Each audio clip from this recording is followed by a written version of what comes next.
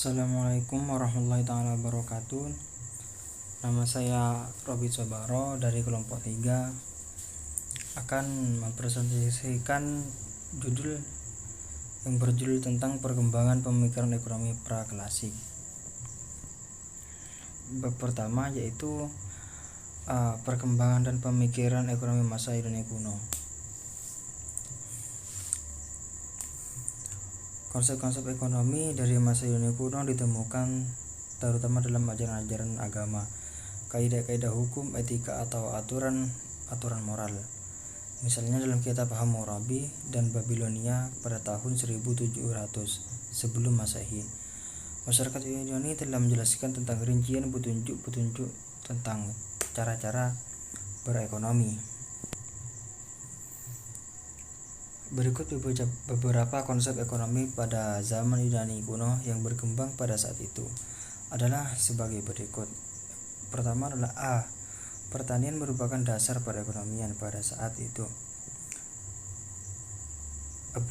Pentingnya aktivitas ekonomi dilakukan dengan arif dan bijaksana. C. Tata dan perilaku ekonomi berkaitan erat dengan satuan sosial di mana kegiatan tersebut berlangsung. D. Produksi dan barter dibenarkan hanya jika bertujuan untuk memenuhi kebutuhan hidup. E. Distribusi dan barter barang dan jasa hendaknya diatur secara adil dengan pengaturan struktur masyarakat sehingga setiap warga masyarakat memberikan yang terbaik sesuai dengan kemampuan mereka.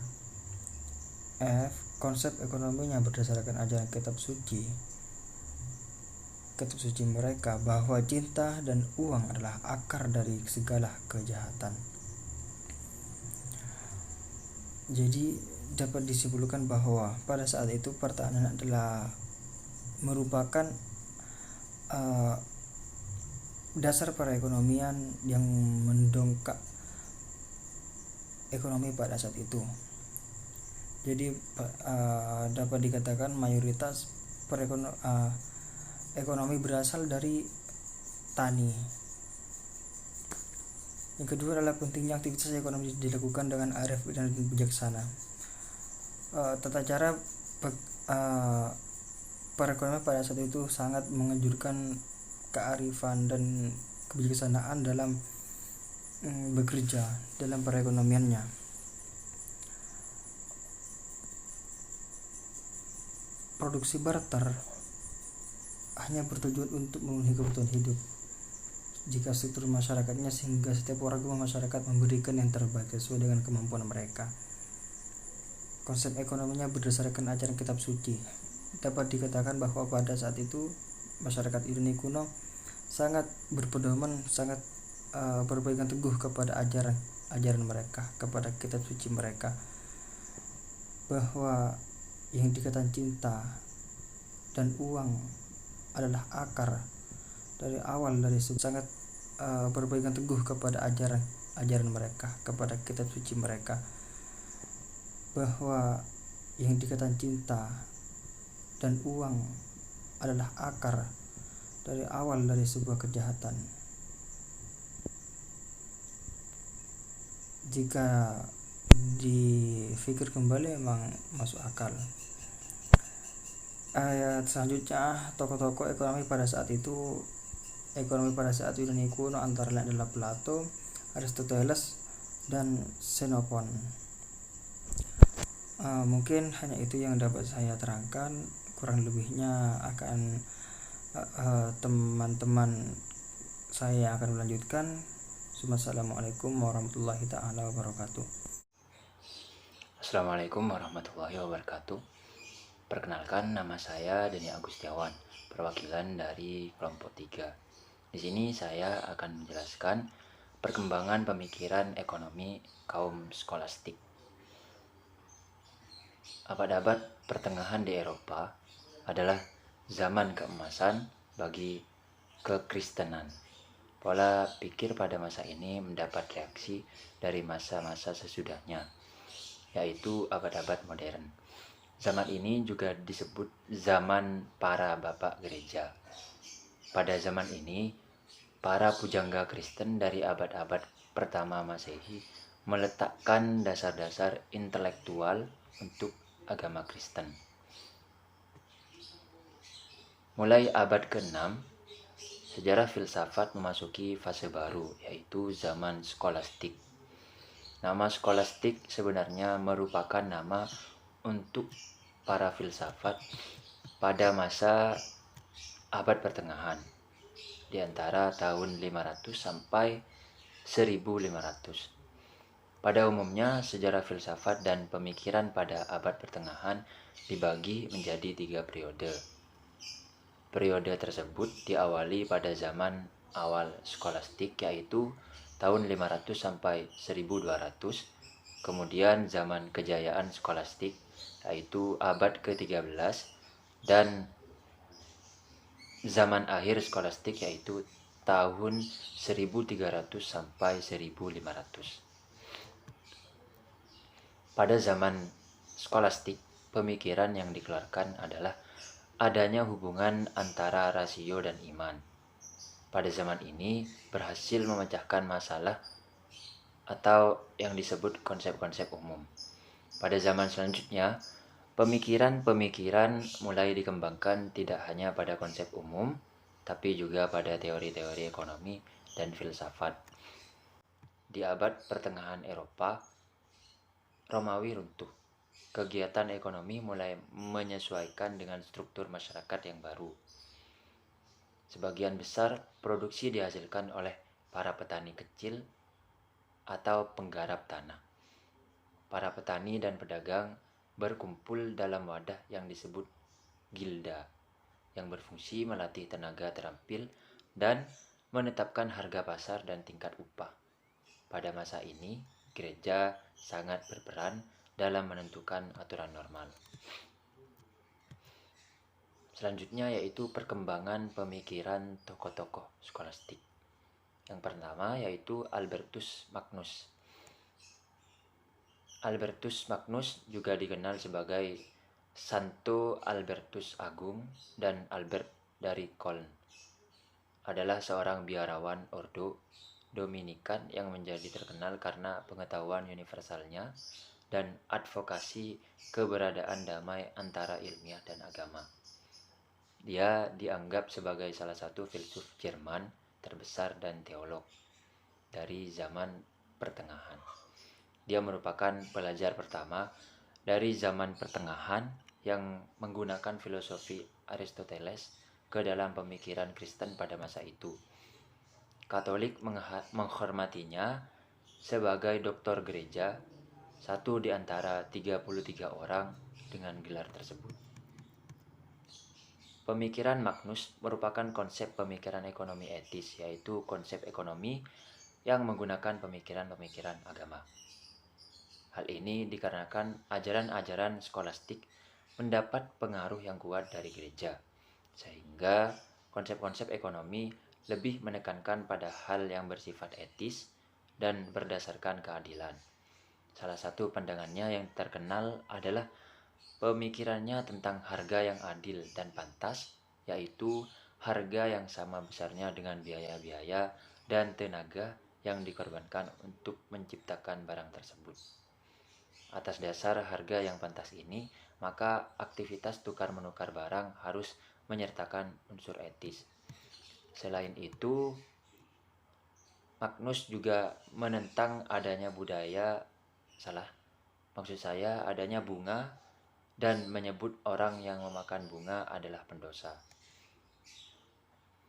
Yang kedua yaitu Thomas Aquinas. Thomas Aquinas adalah seorang filsuf dan ahli teologi ternama dari Italia. Thomas dilahirkan di Italia tahun 1225. Ia menjadi terkenal karena dapat membuat sintesis dari filsafat Aristoteles dan ajaran gereja Kristen. Filsafat dari Thomas Aquinas didasarkan pada pemikiran Aristoteles. Ia menggunakan pembedaan Aristoteles antara bentuk dan materi yang disebut heliomorphism. Thomas mengajarkan Allah sebagai ada yang tak terbatas. Allah adalah zat yang tertinggi yang mempunyai keadaan yang paling tinggi. Allah adalah penggerak yang tidak bergerak. Tampak sekali pengaruh filsafat Aristoteles dalam pandangannya. Sekian dari saya, kurang lebihnya mohon maaf. Wassalamualaikum warahmatullahi wabarakatuh.